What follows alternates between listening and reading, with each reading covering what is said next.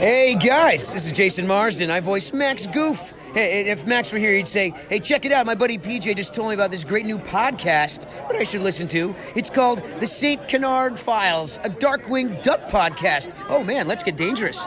Sounds like a blast. I'll listen to it right after this Powerline song ends."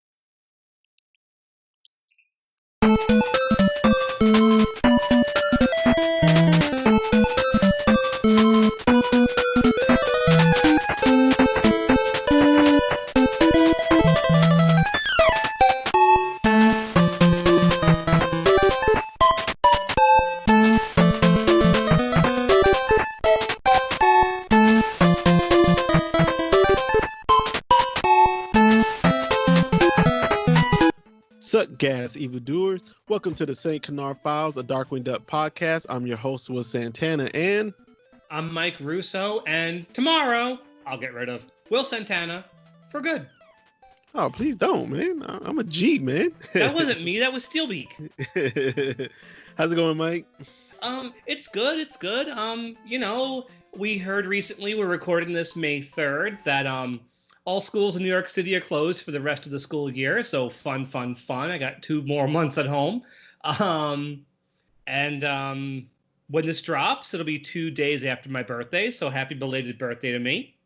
And, I wanted to ask you about this. You told me you like this show. I've been trying to keep myself sane the last month and a half, stuck at home. And there was one show I used to watch back in the early 90s, around the same time I watched Darkwing Duck. And I found a 24-hour Pluto TV channel for American Gladiators. Did you watch that show? Yeah, man. I used to love that show, boy. I wanted to be on there so bad. I used to watch that show every weekend, and I've been watching it almost every night.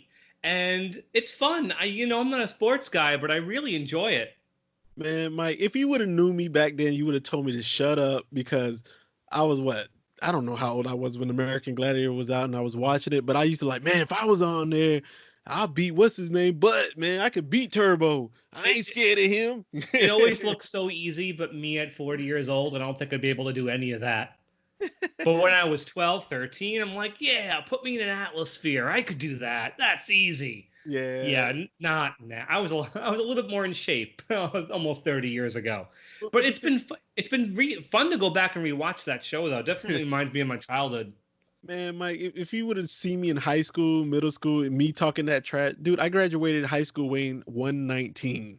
I was bony. Wow. I was a toothpick, man. But I was really cocky. I felt I was the most athletic guy in the world. Nobody could touch me. I was an idiot, man. But yeah, man. As soon as we get off the podcast tonight, man, I can't wait to go watch my Michael Jordan documentary. We got episode 5 and 6 today.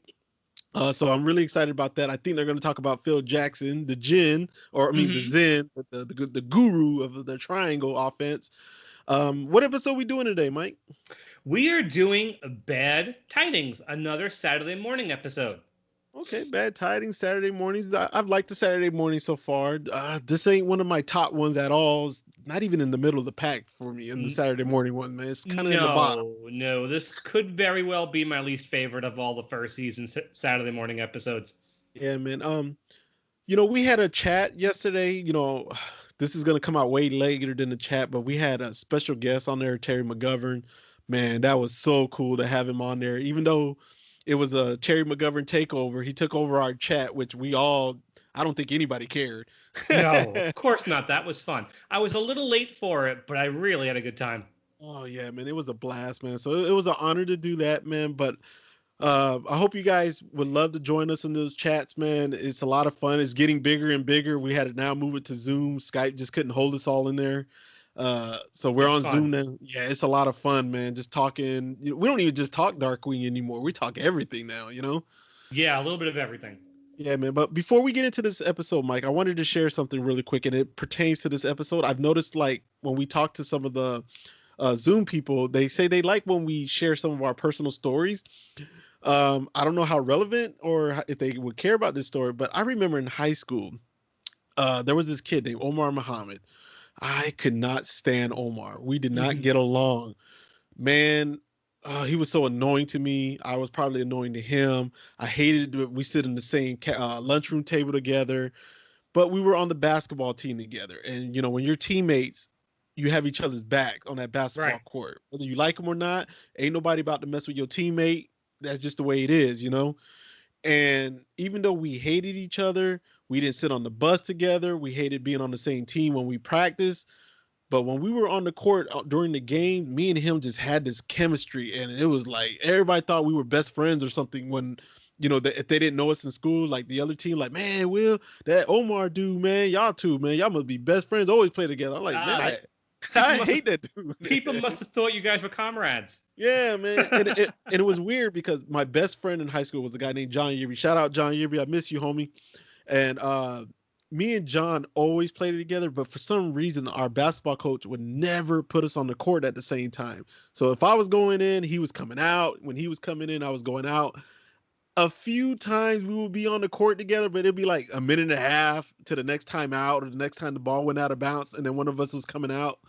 So that sucked. But yeah, shout out to Omar. I hope you've been doing all right, man. I haven't seen Omar since high school, so that shows you how much we did not like each other. Which one was Darkwing and which one was Grizzlikof? You know, to be honest, I would say our sophomore and junior year, I was probably the Darkwing, but our senior year, he had a huge growth spurt. He became Darkwing our senior year. Like he really, his game really flourished our senior year, man. He really blossomed a lot. Oh, cool story. Our listeners get to know a little bit more about you every time you talk about your childhood. It's cool. Okay. All right, but let's go ahead and move on, Mike. We're doing Bad Tidings today. What is our production and air date order? All right. This one aired Saturday, November 9th, 1991. It was 35th in production order. And, you know, it's kind of getting sad because this is only our second to last Steelbeak episode. We're almost done with Steelbeak. And the next Steelbeak episode to air didn't even air until April of 1992. Oh, man. So Steelbeak and Fowl are starting to peter out. So we're running out of Rob Paulson, huh? We are running out of Rob Paulson. Yes, we absolutely are. And sadly, this is not one of the better Steelbeak episodes, I'm sorry to say. Yeah, we'll get into that about Steelbeak in general. Yeah, we'll talk get into about that. Yeah. So our story editor this time around is Carter Crocker again. And this episode was written by Dean Steffen. This is the last of the episodes he wrote. Remember, he wrote Calm a Chameleon and Double Darkwings. I don't think this one's as weak as Double Darkwings, but it's not as good as Chameleon, that's for sure. Nah. So he wrote that from a story by Gary Klein. Only thing I've ever been able to find by him. Only thing he's done was the story for this episode. And the animation was by Sun Woo, and this ain't one of their better ones, Will. Did anything pop to you? Any scenes, like at least one scene? Did anything pop to you? No, not really. How about you? Not the only thing that kind of popped was when the part when they were in the cave and Darkwing got the paint on his beak with the tic-tac-toe stuff. Oh, okay. Yeah, that kind of popped to me. Other than that, yeah, I'm with you. This isn't one of Sun Woo's better ones, let's just say. So I have something, I have some cool news. I have read the script to this episode. I found it online. All right, and thank God for the internet, right? Mm-hmm. Good old internet. And much like when we talked to Jim Peterson a few weeks back, the scripts are always a little bit different from the finished episodes. They're usually longer and they have to cut stuff out. Mm-hmm. So as we go along and discuss the episode, I'm going to point out all sorts of things that were changed. A few things that were actually kind of interesting. Actually, first of all, was the episode title. Mm-hmm. It was actually supposed to be called Bad Vibrations.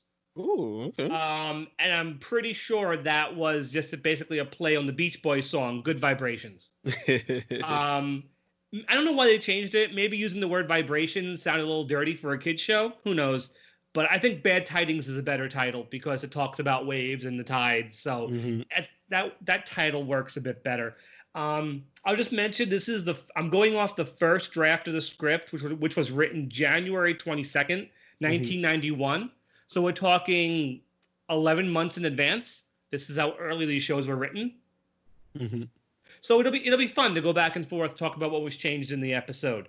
But let's get started with what happens in this one. This was our first of three really big Grizzlikof episodes. Yeah. Like this is a very economical episode as far as voice actors go. There's only 4 of them in this one. Jim, Rob Paulson, Danny Mann as Jay Ganderhooter, and Ron Feinberg as Grizzlikof. It's kind of like All's Fahrenheit, where there weren't that many voice actors. But this one has a lot of changes in location. Deserted Island, the moon. So yeah, I mean, the Sunwoo animation isn't much, but visually, at least they go to some different locations. And it's mainly an episode that's just designed for Darkwing and Grizzlikof to play off each other for a half an hour. As we'll see going as we talk about this, it doesn't always work. I'm sure you're in agreement there. But let's go. Will, start us off. What do we start with? All right, we start off with DW. He's narrating just like he did in that Sinking Feeling. I love that. I love when he narrates the entrance of the episode. But he's narrating. He's talking about how he's cleaned up the city, and he's trying to find a metaphor or simile. I'm not sure which one. Metaphor. Yeah. Of what was his metaphor for? Like something getting washed up. Like he's cleaned up the crumb like a damp sponge. He's like, that's not very dramatic. Yeah, but then something it clicks because it's actually happening. Yeah, he mentions the tidal wave, and it literally happens. Yep, but as soon as he gets hit by the tidal wave, there's a flash quack. Yeah, we haven't seen the flash quack in a while. Yep, it's Shush. Yes, I do like the little throwaway animation on it. He picks it up. He mentions how it's a secret message. He looks over his shoulder, opens it up, takes the paper out, and then he throws away the flash quack like it's a fish. Just tosses it back into the water. Yeah. So he has to go to Shush. What happens when he gets to Shush? Who does he have to deal with right away? Well, first he sees Jay Gander, but he's got to deal with Grizzlikof. Yeah. I want to mention in the script there was a lot more physical business in the scene. Darkwing got beat up a lot more in this bit. I know there's a bit where Grizzlikof ties him up in the phone and throws him out the window. Yeah. But he does all sorts of really violent things to him in this scene that they never used in the episode. So we have Jay Ganderhooter with a ransom note, and he mentions the tides. And Darkwing's like, oh, yeah, and he mentions all the he thinks it's a natural occurrence. He tries to be scientific about it. But Jay Gander's like, no, these are not natural. This is coming from foul. We have a ransom note. Yeah. Yeah, and then Grizzlikof reads the note first. Does the Grizzlikof read it, or was it Darkwing? I don't remember. Well, Hooter's trying to read it, and Grizzlikof won't let Darkwing see. Okay. Because in the script, he won't let Darkwing look at the note, and Grizzlikof and Hooter's like, come on, Grizzlikof, you have to show it to him. And in the script, Grizzlikof takes the ransom note, smashes Darkwing Duck in the face with it so hard it throws him into the wall. Yeah.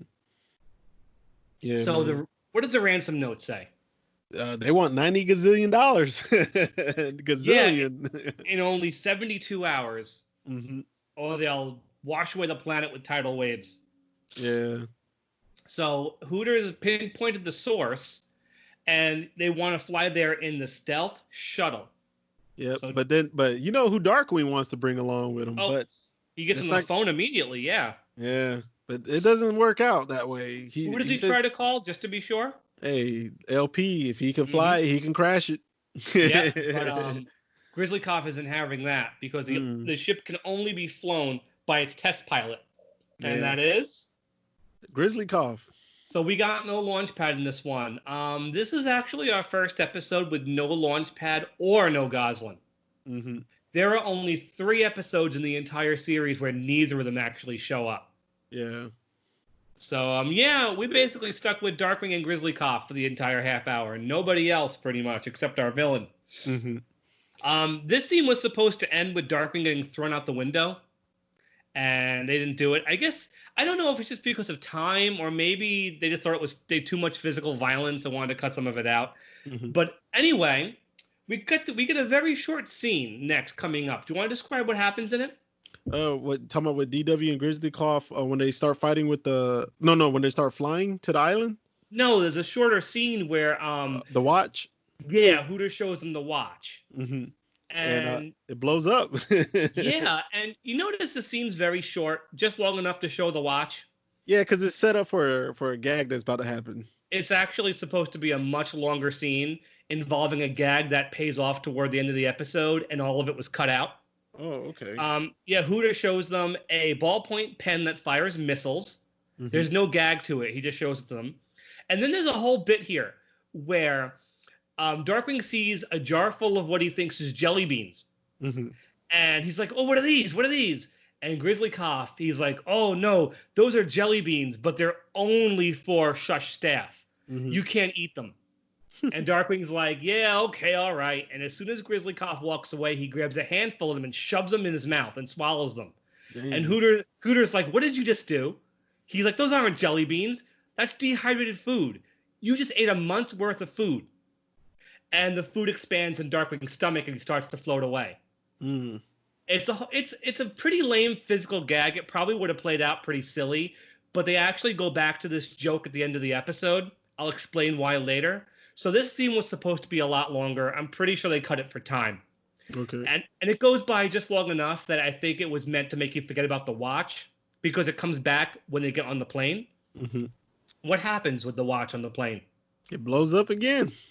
Yeah, because Grizzlykof's going on and on about, they've crossed a whole bunch of time zones and they're moving faster than Darkwing thinks. And Darkwing's like, okay, I'll set my watch. And he grabs the watch, he sets it, and it explodes.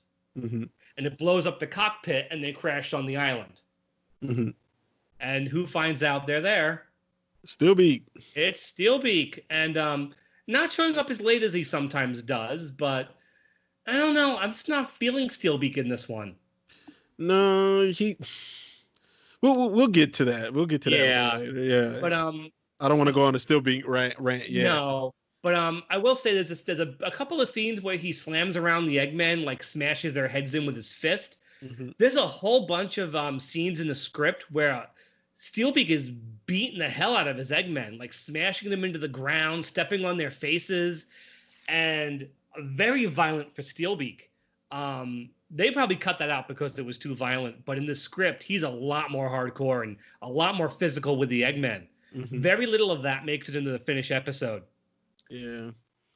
So, yeah, Steelbeak notices they're there and is upset they're going to ruin his plan. Yep. But then DW and Grizzlikof, they make a truce, but DW scans him immediately. He did him so dirty. Yeah, there's actually... It's funny you should mention that, Will. Again, there isn't too many scenes here on in that I'm going to different from the script, but Darkwing in the script, he talks about how he talks to himself. Should I do this? Is it right for me to take advantage of Grizzlikof when we know we're going to be enemies again later? Am I a bad person if I do this? Nah. So there's a whole thing in the script about him doubting himself, but in the actual episode, he doesn't do any of that. He just plays Grizzlikof dirty the entire time. Mm-hmm. Right? Mm-hmm. Because what does he make Grizzlikof go do? He makes him go cut down some trees and go get some coconuts. And Darkwing gets into her little Hawaiian shirt, gets a coconut, puts on a little hat, gets in a hammock, and does pretty much nothing. Yep. He takes a nice nap. Yeah, and Grizzlikof comes by. He goes, and what are you going to do, comrade? And Darkwing's like, well, I have to protect the ship. And Grizzlykof's like, yeah, okay. And Grizzlikof goes from being like really hardcore nasty to him to like being a real pushover. Mm-hmm. Yeah. So this is pretty much the dynamic in this episode. They go back and forth. Mm-hmm. They hate each other, then they're best friends, then they hate each other, then they call a truce. And that's pretty much it for a lot of this episode. Yep. So, Grizzlikof goes to chop wood, and then Steelbeak gets involved. So what does Steelbeak start doing? He starts chopping down trees, almost hitting Darkwing. And yeah, Darkwing thinks it's Grizzlikof, and he's like, Grizzlikof! And Grizzlykof's like, I hope you're not calling me a liar, comrade. But then another tree falls on Darkwing, and then Darkwing's had it. This is one of my two favorite scenes in the whole episode. Darkwing cuts a coconut tree, but before he pushes it over, he says, if a tree falls on a bear in the woods, does it make a sound? He pushes the tree over, and you hear Grizzlikof scream. And Darkwing goes, "Yep, that is definitely a sound." Yeah, I do like that. That's a pretty funny joke. So what goes on next? I think we got to a new scene, right? Yeah, we get to a new scene. Grizzlikof is by a fireplace or something, and then Darkwing throws a coconut and says, "Alley-oop!" Mm-hmm. It hits him around the head. Yeah, hits him right in the head with it. But, Grizzlikof, he's always been a buy a book guy. He's always about regulations and stuff, He's like, we don't have that kind of fun. It's against such regulations. Mm-hmm. And it's so tough in these Darkwing and Grizzlikof episodes who to side with, mm-hmm. because Darkwing is manipulating him, but Grizzlikof is such a stick in the mud that you don't feel sorry for him, though. Yeah. And Darkwing throws aside the book. He's like, "Oh, come on, you can't always listen to the book." And Grizzlikof jumps and grabs that thing before it hits the ground. Yeah. But then, Steelbeak is on the prowl. He recorded Darkwing, and he edits the recording. And Yep. Grizzlikof hears this recording, and he's not happy. No, the recording, which, I used earlier, is tomorrow I'll get rid of Grizzlikof for good. It's another one of my favorite scenes because Darkwing's inflictions change so drastically that no one should be fooled by that. It's so choppy, but of course it fools Grizzlikof. Yeah. And the next morning, Darkwing wakes up, and what's Grizzlikof doing? Oh, he's bailed on him. He's gone. Yeah, Grizzlikof is gone. He's away on a raft. Mm-hmm. But Grizzlikof underestimated the fact that Darkwing's a very good swimmer. Mm-hmm. Doesn't he say something to the tune of he swam the English Channel twice wearing a straitjacket? Yep. That one I can kind of believe. He got to the raft pretty quick. He's a good swimmer. Yeah, but then they get into a fight with the oars. Mm-hmm. They are so determined to, have this oar fight that the raft goes underwater and they're still fighting even though the water's over their heads. You see the tips of the oars still clacking at each other, which is kind of funny. It's a funny visual. Yep. So they get back to the shore, and that's when they do this really cliched thing. What does Darkwing do? He draws a line and split down the middle of the island. Oh man, that's such a cliched sitcom thing. You stay on my side of the line, on your side of the line, I'll stay on my side of the line. And Darkwing draws a line all around the island, right over Grizzlykof's foot, straight down the middle of the shuttle. He's being such a brat. Yep, but then Steelbeak again strikes again with the setup. He's standing so close, I can't believe they don't notice him. Yeah, but this time he shoots a coconut that's on the tree. The coconut tree is on Grizzlykof's side, right? But the coconut falls on Darkwing's side, so you already know what's gonna happen. Yeah, doesn't Steelbeak say this is gonna heat the Cold War back up? Yep. that's a very timely reference. Yeah. So, but Hooter finally calls back on the monitor in the space shuttle, and the two of them, they fight over the monitor and accidentally tear it in half. Yep. Jake Gander telling them they got to work together. They got to get over it, but it's not working. No, they just cannot work together. And they destroy the monitor, so they can't talk to Hooter anymore. And then another tidal wave shows up. Yep. Washes them right into a cave, which I don't know how I didn't see that earlier. But, whatever. And so they see what Darkwing thinks are cave paintings. What does Darkwing do? Oh, man. I don't know. He thought they were cave painting, but it was just tic-tac-toe stuff. I didn't get why he got so confused by that. It was commonly there, but then he went to go test to see how old they were there, and it washes off on his beak. Yeah.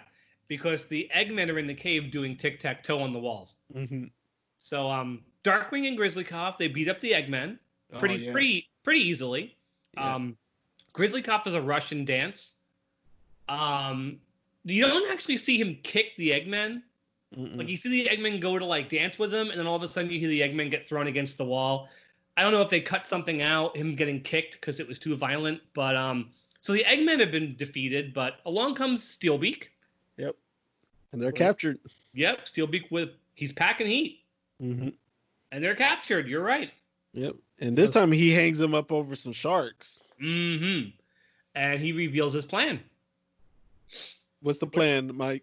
His plan is to head over to the moon and use a ray beam they've created to basically wash away everything with tidal waves.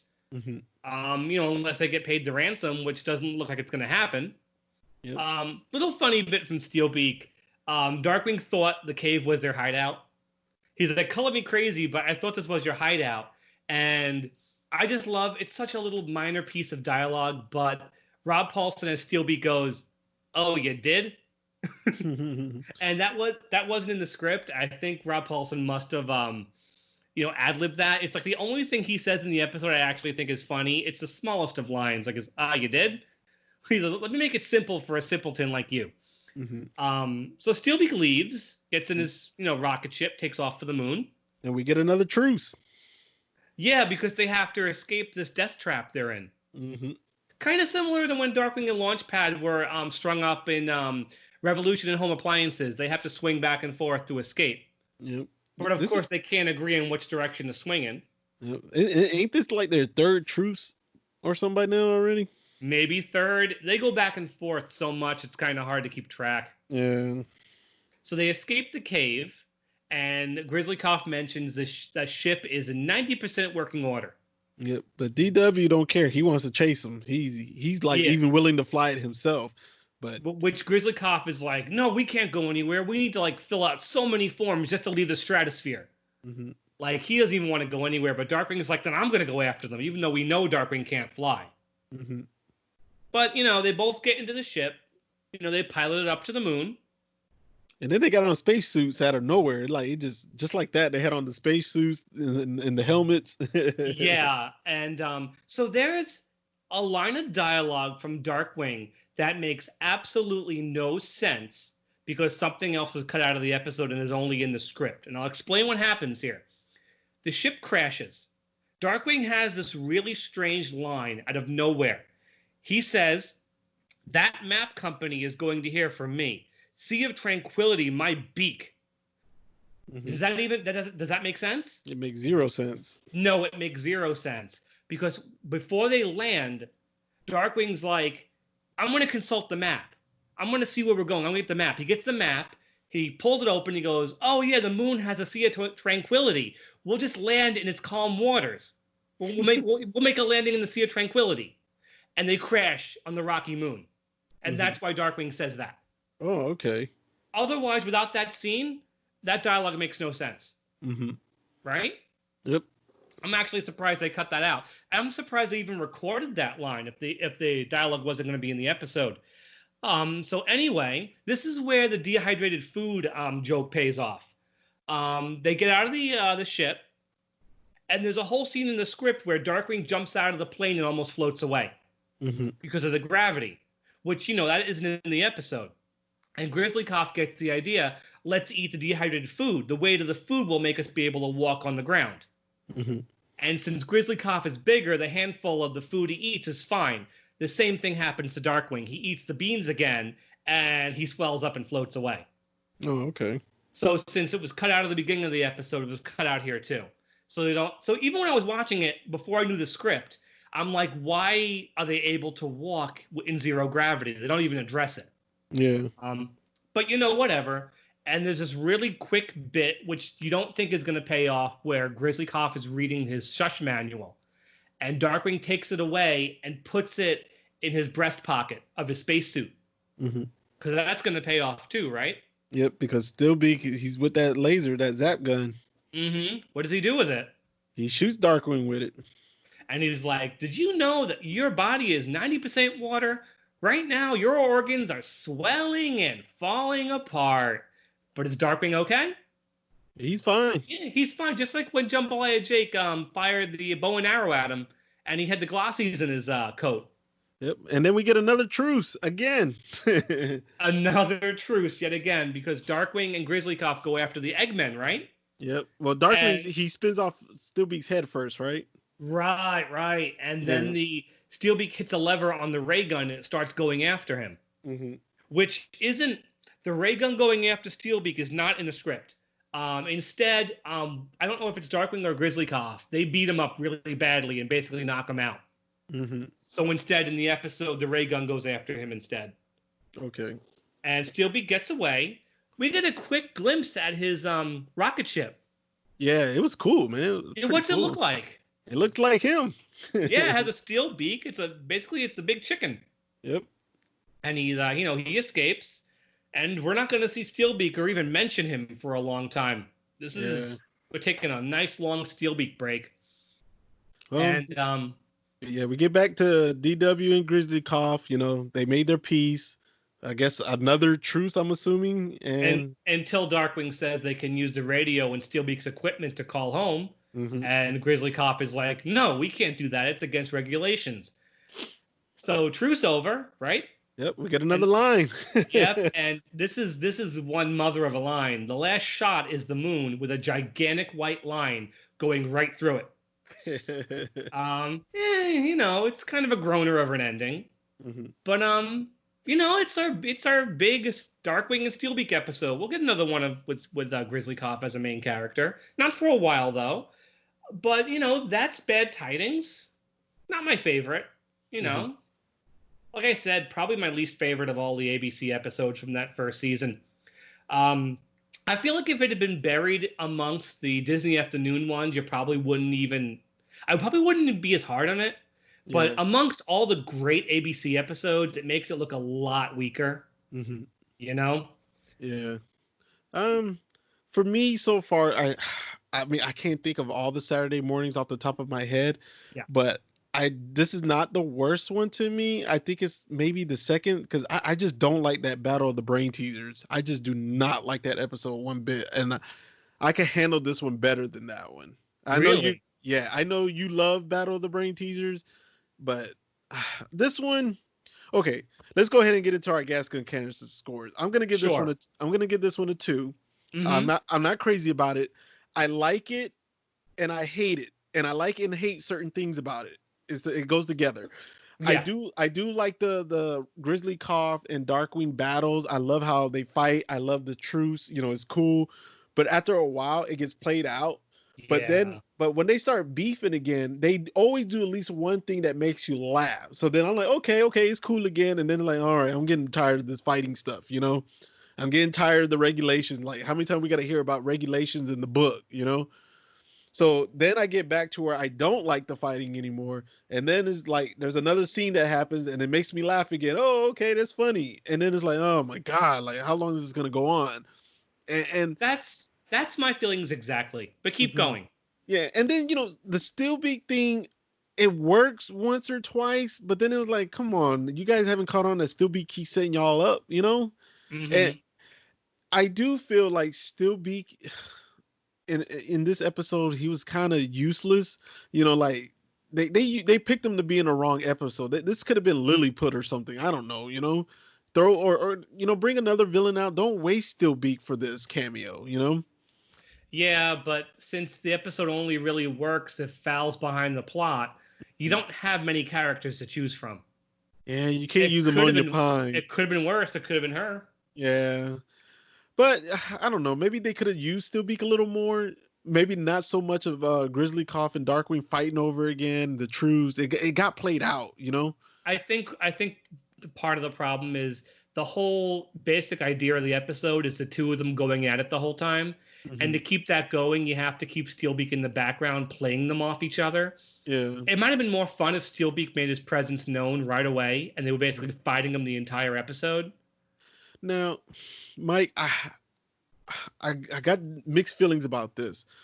I think maybe if Launchpad and Gosling was in the episode, like a subplot somewhere, maybe it would have helped and they wouldn't have had to fight so much. Truce, fight, truce, fight, truce.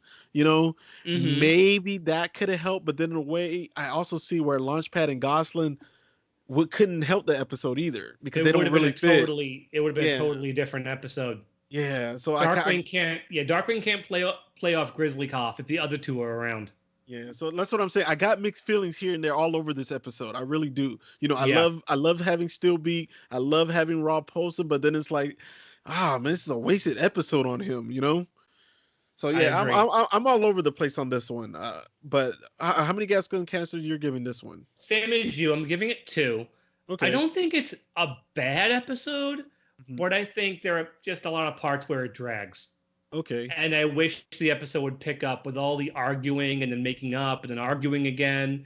I mean, what kind of saves it is I think a lot of Grizzlykof's dialogue is really funny.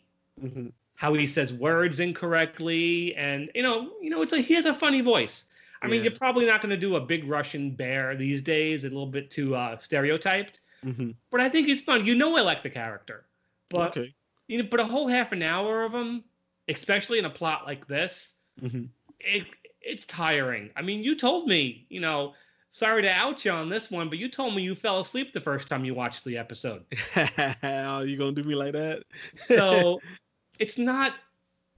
It could be better. 2 isn't an awful score, but it's just not one of my favorites. And you're right about Steelbeak. He wasn't used very well and doesn't have much to do. Yeah. Are we gonna score Grizzlykof or? We haven't. We could. Okay. I like Grizzlykof. I don't like him as a main character. No. I like him when he's like opening up the episode and he's beefing with Darkwing, and then Darkwing takes off, and then we don't see Grizzlykof again, or maybe we'll see him one more time at the end. That's how I like Grizzlykof.